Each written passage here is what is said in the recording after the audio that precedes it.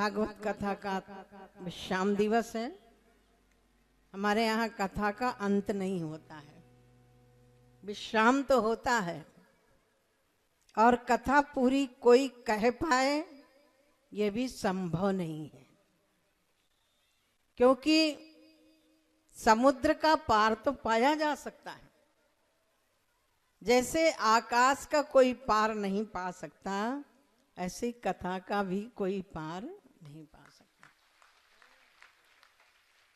हरि अनंत हरि कथानंता, हरि अनंत हरि कथानंता, न बेउड़ाए नहीं पावहि अंता, न बेउड़ाए नहीं अंता।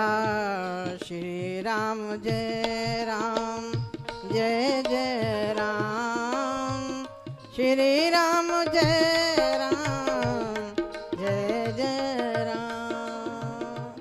कई लोग कहते हैं हमने कथा बहुत सुनी है, वैसे हमारे बुंदेलखंड के लोग बहुत अच्छे हैं और ये तो वीरों की भूमि है। महोबा पूरे विश्व में वीरों के नाम से जाना जाता है।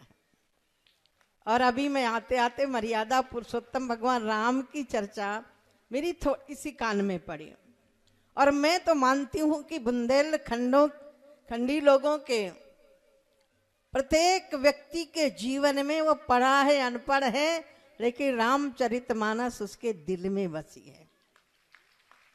क्योंकि गोस्वामी जी महाराज को रामचरित की रचना करने के लिए स्थान कहीं मिला तो वो है राजापुर चित्रकूट धाम में रचना की।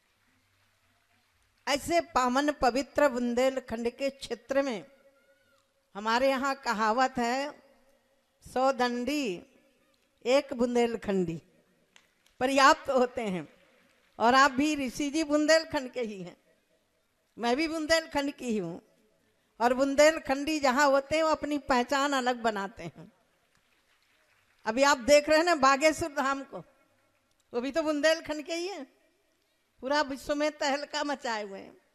अभी मेरे से मीडिया वालों ने कहा दीदी ये जो हिंदुओं को एकत्रित करने के लिए बाबा बागेश्वर जी यात्रा निकाल रहे हैं, मैंने कहा कौन सा गलत काम कर रहे हैं? हम किसी को परेशान तो नहीं कर रहे, हम किसी की मस्जिद तोड़ने के लिए तो नहीं कर रहे, हम तो अपने समाज को एकत्रित करने की तो बात कर रहे हैं। होना चाहिए कि नहीं होना चाहिए? होना चाहिए ना। और मैं तो मानती हूं श्रीमद् भागवत पुराण की कथा, रामचरितमानस की कथा, यह कथा कोई भी हो तोड़ती नहीं है, जोड़ने का काम करती है। और मुझे परसों श्रृंगबेरपुर जाने का अवसर हुआ, प्राप्त हुआ। माननीय प्रधानमंत्री जी ने वो दिन याद दिला रहा था जब 14 वर्ष भगवान राम मर्यादा पुरुषोत्तम को वनवास हुआ था। वो श्रृंगबेरपुर यदि सही मायने में सामाजिक रिश्ता, सामाजिक समरसता का कोई प्रतीक है तो श्रृंगबेरपुर है, जहां मर्यादा पुरुषोत्तम भगवान राम सबसे पहले निषाद राज को गले लगाते हैं जाकर के। तो हम लोग तो उस परंपरा के लोग हैं, हम तोड़ने की बात नहीं करते। राम अयोध्या से निकले तो समाज में जोड़ने का काम किया, चाहे सबरी के रूप में हो, चाहे गीधराज के रूप में हो, चाहे जटायु के रूप में हो, चाहे सुग्रीव के रूप में हो, और चाहे यहां तक रावण का भाई विभीषण क्यों ना हो, उसको भी जोड़ने का काम किया, तभी राम राज्य की स्थापना हो पाए। अब कहेंगे संत कौन है? लाल कपड़ा पहनने वाला के लिए संत है क्या? नहीं भाई, राजा जनक को विदेह कहा गया, घर में थे, राजकाज करते थे। तो विदेह तो कोई भी हो सकता है, जो देह से ऊपर उठ जाए उसको विदेह राज कहते हैं। हमारी परंपरा में यही सनातन धर्म है जिसमें आपको दृष्टि दी जाती है। नजरें बदली तो नजारे बदल गए, और किश्ती का रुख बदला तो किनारे बदल गए। दृष्टिकोण बदला जाता है, चाहे श्री भागवत जी के द्वारा हो, चाहे प्रवचनों के द्वारा हो, चाहे रामचरितमानस के द्वारा हो। संत दृष्टि बदलते हैं। सृष्टि बदलने की कोशिश करोगे तो नहीं बदल सकते हो। मेरे गुरुदेव कहा करते थे कि पूरी पृथ्वी में कांटे बिछे हुए हैं, यदि आप कांटे तोड़ने चलोगे तो कांटे नहीं तोड़ पाओगे। यदि आपको चलना है तो ज्ञान के मजबूत जूता पहन लो, अपने आप वो कांटे टूट जाएंगे। कुछ करने की जरूरत नहीं है। ये तो वो धरती है जहां पूज्य अखंडानंद जी महाराज गली गली में घूम करके, युग पुरुष स्वामी परमानंद जी महाराज पूरे गली गली में घूम करके लोगों को जोड़ने का और जगाने का काम किया। ये वो बुंदेलखंड है।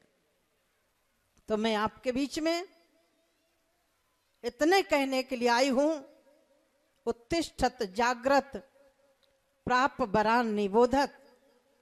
कई लोग कहते हम तो भक्त हैं। भक्त होना कोई गलत बात नहीं है। हनुमान जी भी भक्त थे। मुझे लग रहा है हनुमान जी जैसा ज्ञानी भी नहीं हुआ, हनुमान जी जैसा भक्त नहीं हुआ।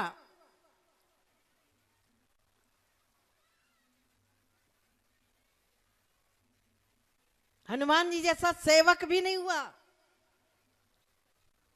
कथा में आपने सुना होगा, जब लंका में गए राम जी ने तो जामवंत जी ने तो इतना ही कहा था ना, इतना ही करे तात तुम आई, सीता देख कहो सुधी। सिर्फ सीता की सुध लेने के लिए कहा था। लेकिन हनुमान जी ने क्या किया, जब लंका में प्रवेश कर रहे थे तो लंकिनी ने चोर कह के रोका, एक मुष्टिका का प्रहार किया, तो वहीं वो बोल पड़ी, तात सर्ग अपवर्ग सुख धरिय तुला एक अंग, तूल नताय सकल मिल सो जो सुख लो सतसंग। और एक वाक्य और कहा, प्रविश नगर कीजे सब काजा। अब हनुमान जी को लगा कि मुझे तो जामवंत जी ने कहा सीता देख काओ सुधी आई, अब इन्होंने कह दिया सब काम करना है, मतलब इसका क्या हुआ?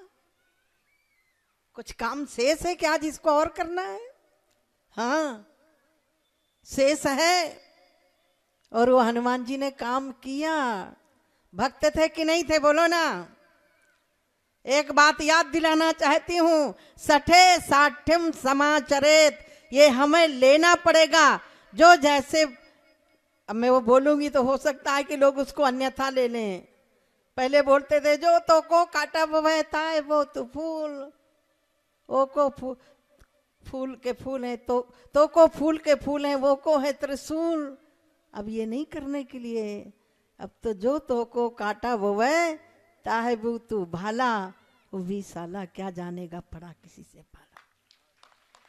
अब आवश्यकता है, हमारे देवी देवताओं को देखेंगे तो माला भी है और हाथ में, शंकर भगवान के हाथ में त्रिशूल है कि नहीं है?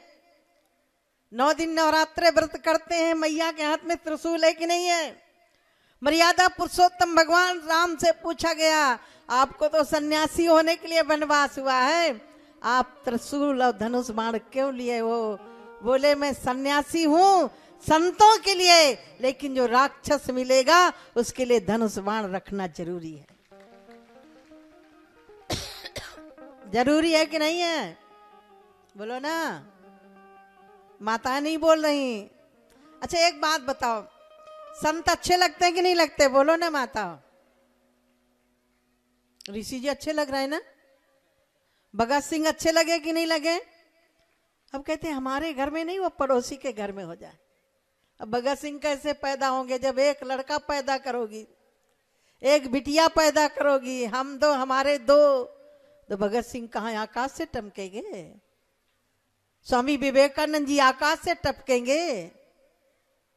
भगत सिंह, सुभाष चंद्र बोस, आदिगुरु आचार्य शंकराचार्य, निम्बारकाचार्य, रामानुजाचार्य, ये आकाश से नहीं टपकेंगे, आपकी गोद से आएंगे, आपकी कोख से आएंगे। तो मैं तो कहा करती हूं, एक अपने लिए पैदा करते हो, पूज्य युग पुरुष जी महाराज जी भी बोला करते हैं, एक देश की सेवा के लिए और एक अपने आध्यात्मिक सेवा के लिए संत के रूप में पैदा करो। ऐसे ही आपको कह करके लोग चले जाएंगे।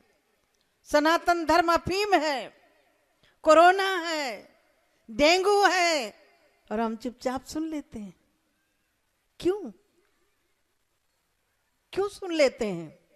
क्योंकि हमारे तो एक ही बच्चा है, पड़ोस में निकलेगा तो उसकी रक्षा कौन करेगा?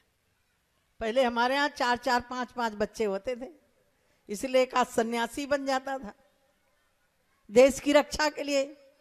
ये जो कथा ऋषि जी ने की है, भगवान कृष्ण ने बांसुरी बजाई कि नहीं बजाई? बोलो ना।